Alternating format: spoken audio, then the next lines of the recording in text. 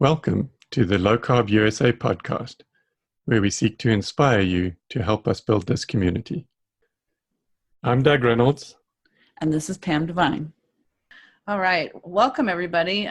Today, we're really excited. We have Dr. Joan Ifland, PhD, with us today to talk about a really interesting topic. We've had her at the last 3 or 4 conferences, and it's just such a interesting topic. And she has a very personal story about how she got into, and I'd like her to share that with us. Thanks so much for joining us today, Joan. Oh, thanks for having me, Pam. I appreciate what you all are doing so much. You are a force for reducing suffering in the world, and I'm on your page. Yeah, that's exactly sums it up, like why we're doing it. So yeah, thanks so much. Yeah. My story really starts with my grandfather. He owned a candy store. He was an immigrant from Wales, and he had one daughter, my mother, and I think she was spoiled. She came into motherhood without really knowing how to cook. I was born in 1951, and we were already a convenience food household. So my dad worked for a consumer products corporation. He was a PhD biochemist, and so he was a researcher. And we got like these samples of things to try. I remember, I can tell you what was in my refrigerator, my family's refrigerator. It was all processed foods.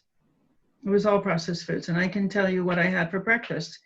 And it was all processed foods, with maybe some eggs and bacon added in. And she would make dinner. So we had a proper cooked dinner every night. My dad would come home at 5 o'clock, and we would sit down and we would eat a cooked dinner. So we did not have a processed dinner, but sometime during the afternoon, a dessert would have been made. So there was a dessert, some big amount of sugar flour made in that household every day. And these 3 children and the 2 adults consumed all of it every 24 hours. Wow. There's a huge amount of refined carbs, dairy, processed fats. I mean, we had those cans of Crisco in our house, and we made those baked goods out of Crisco. We had margarine in our house. We didn't have real butter in our house. And I think what has been so startling to me as I get into the field of processed food addiction is the amount of dysfunction in our house that created. We fought all the time. Everybody was always walking on eggshells, waiting for somebody to erupt. And it could even be me. I have a memory of just this really intense fury at my sister that I don't think is normal. So we fought all the time. The 2 parents fought with each other, they fought with us, and then the kids fought with each other. It was a horrific household to grow up in. We had, and then both my parents smoked. They both drank alcohol, and they both drank caffeine. And we were not, because fortunately we're not allowed to have caffeine. It might have killed somebody. No. So growing up in that household was quite traumatic. There was nobody to connect to. Processed foods not only create anger, but they also create brain fog and fatigue and depression. And my mother was just felled by all of those things. She simply wasn't available to raise us. Like she was concert quality pianist. She was a music major. She had her own baby grand piano in this row of ticky-tack housing that we grew up in. And she never taught us to play. I would try to teach myself from a book. She could hear me trying to teach myself. She never once came down to that piano and sat down with me and taught me. She was in her own world. And I believe today that it was a world that was really formed by processed foods. The brain fog, the depression, the irritability, and the fatigue. Like my image of her is she's lying on the sofa in the living room. And this is the 1950s. So those two things firmly are connected in my mind. My sister once told me that, yeah, the candy bars in her purse were right next to the antidepressants and the allergy pills. So very early on, she was already on medication for the depression. She got us therapy. So in the 1960s, when it was still shameful and something that you hid, she found a social worker who worked for a psychiatrist, and we would go in there, and it was so traumatic. So we would all tell on each other, and then there would be no resolution, and we would go home knowing that all hell was going to break loose when we got home, because we talked about something that our parents didn't know about, or vice versa. It was horrific. It was horrific. So if you looked at that household today, you would, with what we know today about mental illness, you would say, this is a highly dysfunctional household. But maybe they would look at the alcohol consumption in the household. But typically today, they would completely miss the role of the processed foods, the amount of sugar being consumed, the highly refined breakfast cereals, the milk, and the highly processed cheeses. These were cheap, they're cheap foods, and that's what we were eating. Nobody would have ever connected those with the fact that we fought all the time. So fast forward to, I'm age 31, 32, I'm having my two children, and I'm terrified that I will create that traumatic household for these two beautiful little girls. I am terrified of my children. Of course, I'm eating processed foods too at that point, and I'm yo-yo dieting.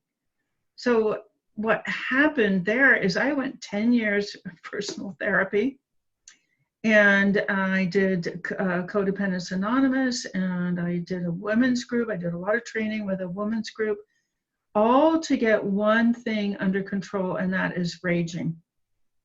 So I was one of those people who could just have a meltdown like that. I would be standing there perfectly normal 1 minute, and then the next minute I would be raging, just screaming at the top of my lungs. It was so traumatic for me that I would actually, I would disassociate.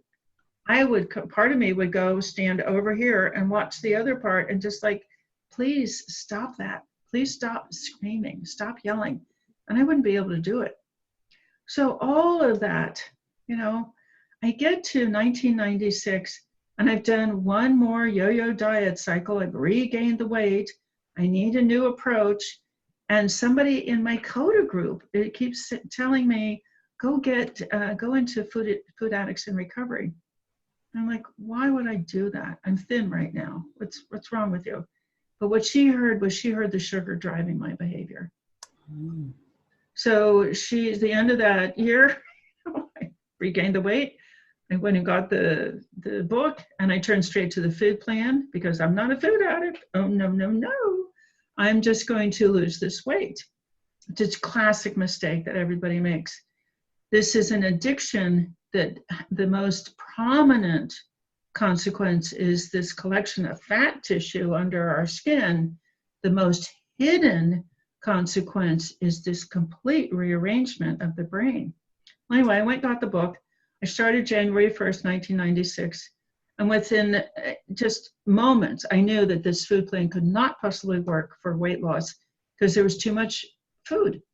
There was a lot of food. There were big servings of unprocessed foods. And I thought, well, I'm going to try it. But on day 4, weird, incredible things started happening. I lost the cravings, which I didn't know I had cravings because I'd always had them. Somebody asked me, do you have cravings? I would have said no. It didn't occur to me that I just thought about food all the time. I thought everybody did. My energy came up and my head cleared. So the brain fog lifted on day 4. And this is the thing that I just wish everybody in the world knew this. If you could just tough out those 4 days, if you're being put on a keto food plan, or if you're being put on a low carb food plan, tough it out for 4 days. Deal with the headache, deal with the fatigue, deal with the intensified cravings, deal with the stomach ache. Just hang in there because on day 4, you are going to pop out of it. Day 4, 5, 6, you're going to pop out of it. Just like coming up for air. Suddenly you're clear of it. Well, the days went on. At the end of that week, I weighed and I'd lost 2 pounds. And today I know it's because that's a food plan that stabilizes glucose, which means you're not pumping out insulin, and you're not, the insulin is not carrying sugar, all these processed carbs into your fat cells. So once you stop doing that, you start losing weight. And it's easy. Like, so all that starvation dieting that I had been doing all those years actually makes the food addiction worse. So I started to notice that my allergies got much better. The sinus infection that I'd had my entire life cleared up. The bloating stopped. I was in a better mood. I got to the end of the 3rd week, and I'm standing in my kitchen. I'm thinking, wow, I haven't had to yell at anybody in 3 weeks. Wow, nobody's really messed up in 3 weeks. Huh. And it just like it was like a bolt of lightning. Oh, this is not about my family having a miracle 3 weeks. This is about the food. And your emotions. This was about finally getting the source of that raging identified and under control. It was the elimination of sugars and flours in the food plan. It was the elimination of the sugars and flours. I mean, now I know that there are problems with dairy and excessive salt and processed fats and caffeine and food additives, but just letting go of the sugars and flours caused this unbelievable change in my behavior. And that is what got me started on this mission almost 24 years ago. So I did a lot of things to try to tell other people about this miraculous stuff. I stopped giving it to my kids because I thought, oh, yeah, great. I'm giving them food that makes them irritable with me. I'm going to stop doing that. I'm not going to do that. So I just said, hey, guys, I'm not giving you these things anymore, but I am going to give you this beautiful food. So circle everything you like. And then I just started, I was already a cook, and that made a big difference. So I started giving them clean food, and my 2 girls just rose to the top of their class in every area, in academics and extracurricular sports and art and spiritual, everything. They were amazing because all the other kids were grogged out on processed foods. I mean, if you have a child and you have ambition for that child, the last thing you would ever do is give them a processed food. And it's very easy for them to just rise to the top because everybody else is grogged out. They're drugged up. That's what these processed foods do. So I started out very naively. I said, well, I'll just give everybody a handout. No. I mean, today, from where I sit, I know we're dealing with a serious addiction. So it's just like saying to drinkers, hey, I have a great discovery. Stop drinking. No, it doesn't work that way at all. So then I said, well, it's probably because they don't know how to do it, because it's quite tricky to live outside the culture with your food. I spent 3 years writing a popular book, and it did great. But I really wanted everybody to know about these processed foods. And I was giving a lot of talks, and I developed a little one-on-one peer support practice. But then I did get to the point where I was being considered for a national TV show, one of those morning talk shows in New York. Like, I had already gone to the airport. I had survived 3 producer interviews. I was at the airport. I'd had to run and buy a suit. And there I was, ready to be flown to New York overnight to be on this show. And the last producer came on and said, well, it's down to you and a doctor, but we're going with the doctor because you don't have a degree in your field. I'm like, dang. Okay. I'll go get a degree in my field. I just did. I grew up in Cincinnati.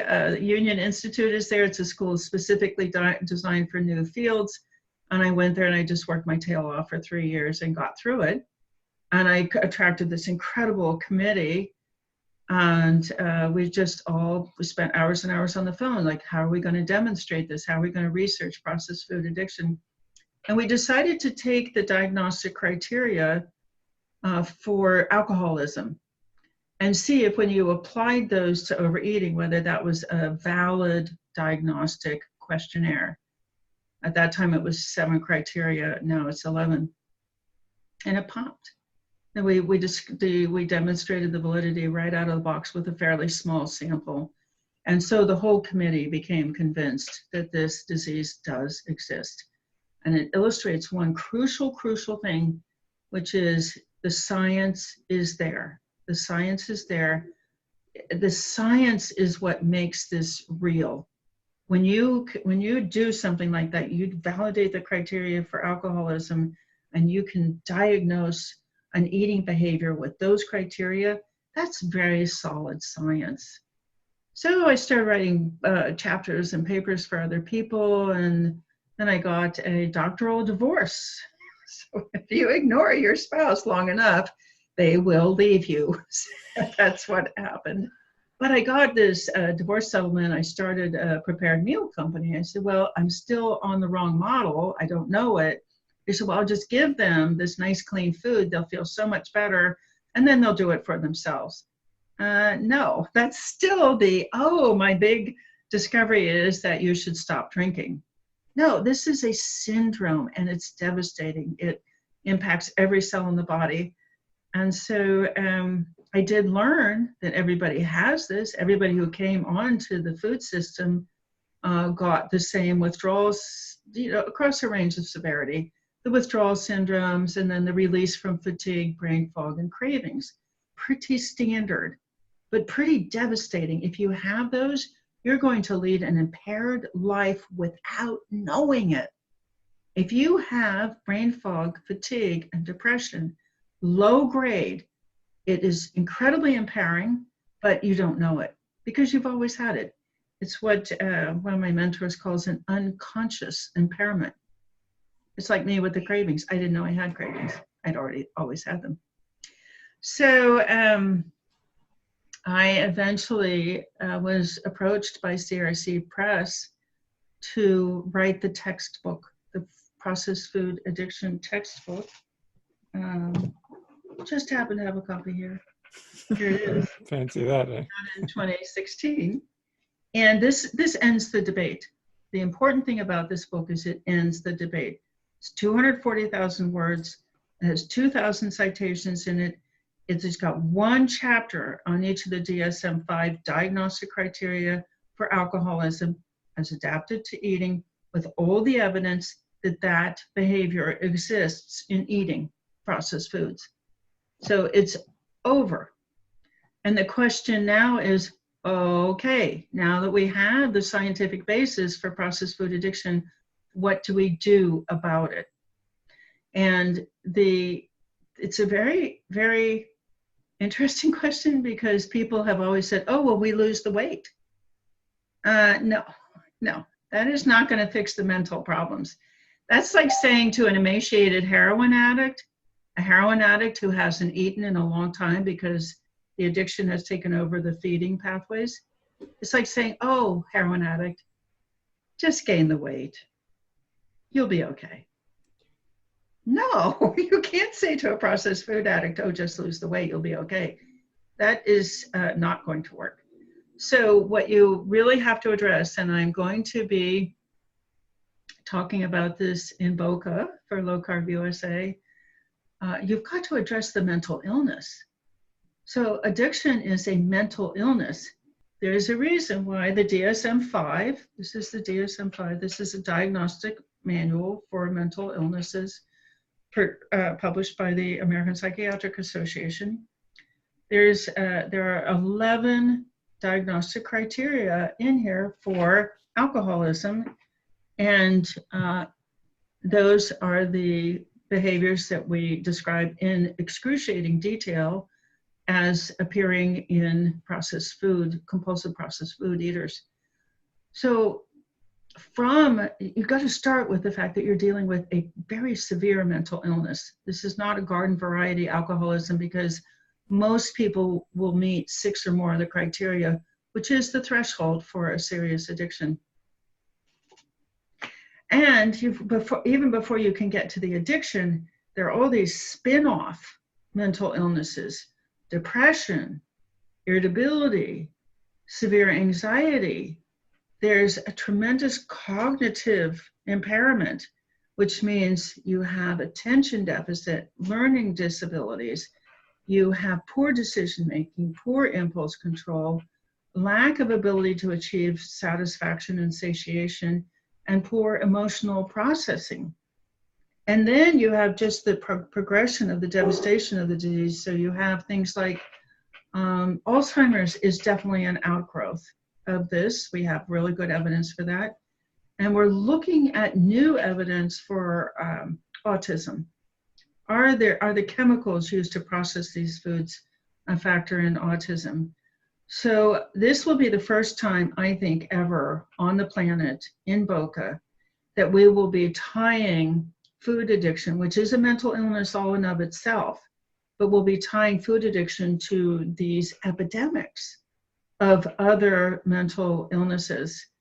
And I think if you're a practitioner, you've got to have that connection, because you've got to be able to look at somebody who's carrying an extra 100 pounds, or who is going to lose a foot to diabetes, or is headed towards a heart attack, or is going to have a stroke, and you've been standing by helplessly for years as they've gotten worse and worse and worse. The reason that that has happened in this model, this food addiction model, is because nobody has trained you in how to diagnose it and treat it.